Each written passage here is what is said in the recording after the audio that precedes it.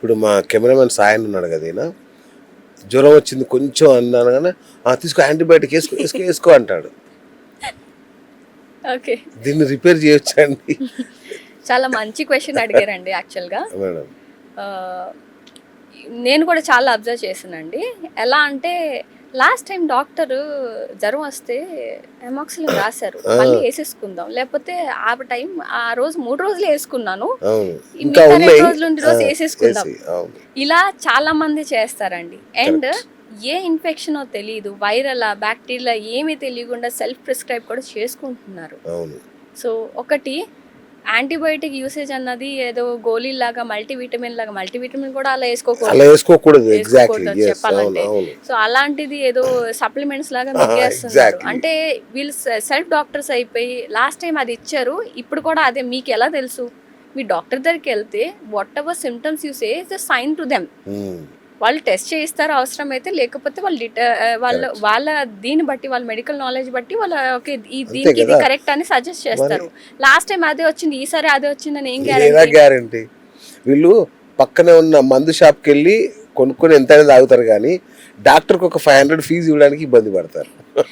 అది వచ్చింది బాధ. అవును. సో ఇప్పుడు దీనివల్ల ఏమవుతుందంటే కాన్స్టెంట్గా యాంటీబయాటిక్స్ తీసుకోవడం వల్ల, ఇప్పుడు యాంటీబయాటిక్ ఎందుకు ఇస్తామండి? ఒక జనరల్గా యాంటీబయాటిక్ అనేది ఒక లైఫ్ థ్రెటనింగ్ సిచ్యువేషన్లో చాలా యూస్ఫుల్ ఉంటుందండి. ఆ బ్యాక్టీరియా మీ లైఫ్ని థ్రెటన్ చేసే స్టేట్కి వచ్చేసింది అనుకోండి, అప్పుడు యాంటీబయాటిక్ దాన్ని తగ్గుముఖం పట్టించి మీ లైఫ్ని సేవ్ చేసే ఛాన్సెస్ ఉంటాయి.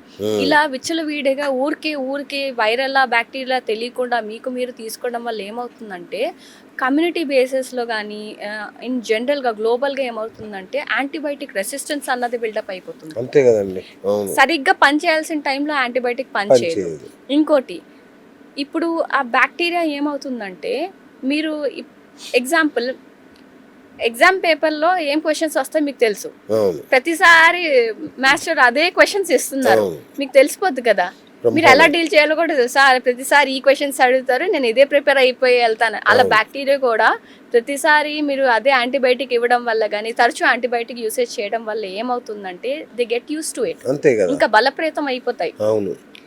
They are very good at adaptation, చాలా బాగా అడాప్ట్ చేసుకుంటాయి. అందుకే ఒకసారి మీరు ఇచ్చిన నెక్స్ట్ టైం అది పనిచేయదు.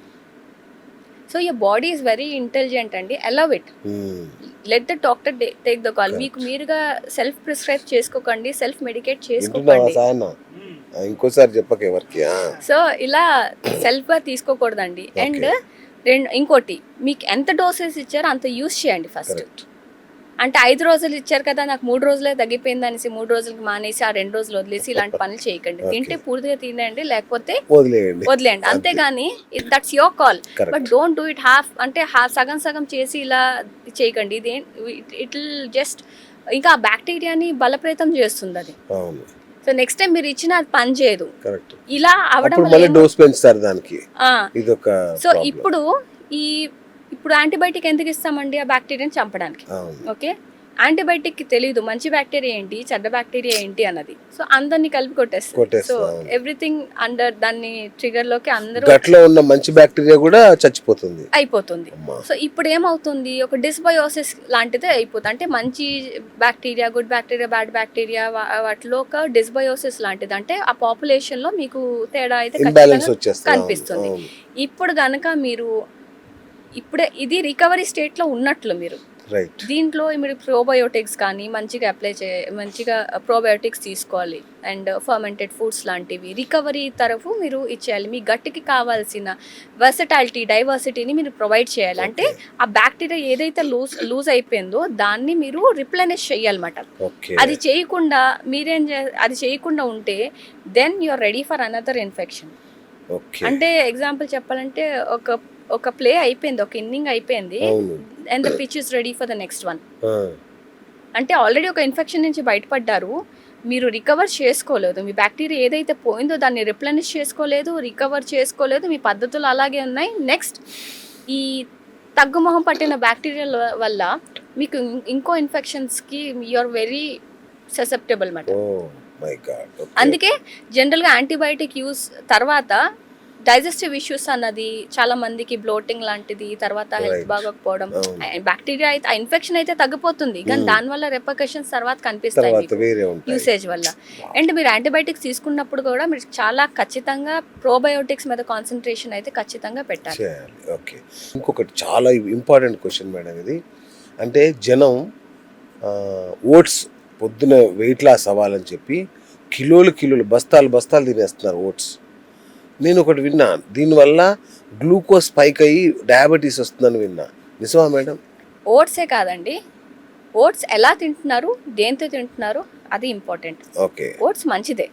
రైట్. సో ఓట్స్లో కూడా ఫార్మ్స్ ఉంటాయి. స్టీల్ కట్ ఉంటుంది, రోల్డ్ ఓట్స్ ఉంటుంది, ఇన్స్టెంట్ ఓట్స్ ఉంటాయి. ఎగ్జాంపుల్ మీరు ఇన్స్టెంట్ ఓట్ మళ్ళీ దాంట్లో యాపిల్ బనానాలు వేసుకొని వేస్తారు, అది common, జనరల్ గా అవును. హనీ కలుపుకొని తినేసారు అనుకోండి. అవును. కాప్ తిన్న ఏ మనిషికైనా కాప్ తింటున్నప్పుడు గ్లూకోజ్ పెరగడం అన్నది నార్మల్ రెస్పాన్స్, అది అవును. అదేం వింత కాదు. ఓకే. సో మీరు కాప్ ఉన్నది ఏది తిన్నా మీకు గ్లూకోజ్ అన్నది పెరుగుతుంది, గ్లూకోజ్ అన్నది స్పైక్ అవుతుంది. సో ఇప్పుడు ఓట్స్ అన్నది ప్రాబ్లం కాదు, ఓట్స్ ఎలా తీసుకుంటున్నారు అన్నది ప్రాబ్లం. ఓట్స్ తో పాటు మనం ఓట్స్ తో పాటు మీరు ప్రాపర్ గా తీసుకుంటే పెరగదు. మీరు ఓట్స్ హనీ ఒక బనానా వేసుకొని తినేసారు అనుకోండి, దాంట్లో ప్రోటీన్ లేదు, హెల్దీ ఫ్యాట్ లేదు, అవును. అలాంటప్పుడు డెఫినెట్ గా గ్లూకోజ్ స్పైక్ అన్నది పెరుగుతుంది, ఓకే. గ్లూకోజ్ కూడా పెరిగే ఛాన్సెస్ ఉంటాయి. ఇది ఓట్స్ కి మాత్రమే సీమితం కాదండి, any grain anything that has carbohydrates your taking single. Okay. దానికి ప్రోటీన్, హెల్దీ ఫ్యాట్స్ ఒక వెల్ కంపోజ్డ్ మీల్ లా కాకుండా సింగిల్ గా కానీ అదే కేటగిరీ ఆఫ్ ఇంగ్రీడియంట్స్. ఇప్పుడు నేను ఏదైతే చెప్పానో, ఓట్స్ అన్నాను, బనానా, యాపిల్ అన్నాను, దెన్ హనీ అన్నాను, ఇవన్నీ ఒక కేటగిరీకి వస్తాయి. ఓట్స్ ని మీరు స్టీల్ కట్ ఓట్స్ ప్రిఫర్ చేయండి. ఓట్స్ మంచిదండి, బీటా గ్లూకెన్ ఉంటుంది, ఓకే. సాల్యుబుల్ ఫైబర్ అది. సో దీనివల్ల మీకు ఈ ఫైబర్ వల్ల అంటే మీ గ్లూకోజ్ని కంట్రోల్ చేసేంత దీంట్లో ఉండదు, అంత ఫైబర్ ఏమి ఉండదు, అంత తీసుకోవాలి, చాలా ఎక్కువ తీసుకోవాలి, బట్ కొద్ది గొప్ప ఉంటుంది. దీన్ని ఎలా మీరు ఓట్స్ని మీరు ఎలా కన్జ్యూమ్ చేయాలి? If you want to consume, opt for steel cut oats. Steel cut oats అనేసి ఉంటాయి. అంటే ఓట్స్ లోనే ధాన్యం ప్రాపర్ గా ఉంటుంది స్టీల్ కట్. అవి మీకు ఇలా ఇన్స్టెంట్ లో ఒక మరికి రాగానే, ఒక మరిగించగానే బాయిల్ అయిపోయి ఉండవు, దాన్ని చాలా సేపు కుక్ చేయాలి. సో అది అంటే ఎంత ప్రాసెస్డ్ ఓట్ తీసుకుంటే మీకు అంత స్పైక్ అన్నది ఉంటుంది.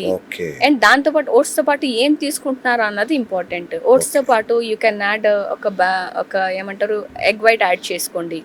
ఓట్స్ ఖారాలా చేసుకుని, అంటే ఓట్స్ ఉప్మా లాగా జనరల్ గా చేసుకుని దాంట్లో వెజిటబుల్ యాడ్స్కొని ఎగ్ వైట్ యాడ్ చేసుకోండి, గీతో తయారు చేసుకోండి.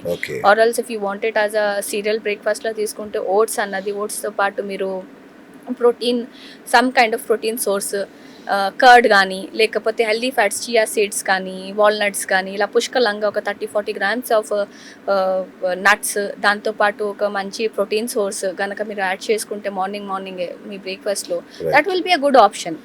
కానీ ఎప్పుడైనా సరే ప్యాటర్న్ ఆఫ్ ఈటింగ్ అంటూ ఉంటుందండి. ఎప్పుడైనా సరే మీరు కార్బ్స్ అన్నది లాస్ట్లో పెట్టాలి. మన major component of the meal is carbs. Okay. Carb ఎక్కువ ఉంటుంది, అవన్నీ పక్కన చిన్నగా ఎక్కడో మోల్లో ఇలా ఉన్నట్లు ఉంటాయి. అలా కాదు, దాన్ని రివర్స్ చేయాలి.